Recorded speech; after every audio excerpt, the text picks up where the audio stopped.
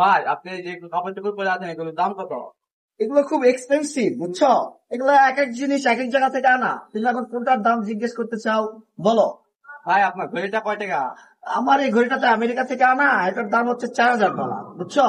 আপনার এই জ্যাকেটের দাম কত? এটা তো পাকিস্তান থেকে আনা, বুঝছো? এটার দাম তো মনে করো না হলেও তো $1000, বুঝছো? ভাই আপনার খাটে? হ্যাঁ, শার্টটা আনছে হচ্ছে জাপান থেকে, বুঝছো? শার্টটার দাম হচ্ছে $2000, বুঝছো? এই ঘরে পরে আর অনেক কিছু। হ্যাঁ, তারপরে এই যে প্যান্টটা দেখতেছো না, প্যান্ট প্যান্ট আমার এই প্যান্টটা আনা হয়েছে ইন্দোনেশিয়া থেকে। এটার দামটা হচ্ছে প্রায় $5000, বুঝছো? ভাই তাহলে সব মিলে মোট কত?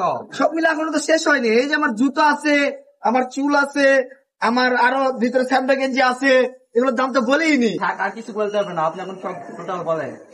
টোটাল সব যদি ধরি, সবগুলো ধরে না হলেও তো প্রায় $8000, বাংলাদেশি টাকায় মনে করো 8 লাখ টাকার মতন পড়বে। ভাই তাহলে আপনার কাজ কি? এই তো ভাই কোনো কাজ কাম নাই, বুঝছো? এই তো চাপা মারা চলি, বুঝতে পারছো? সবসময় চাপা মারি, মানে চাপার উপর যা পাওতা মারা চলে বেড়ায়।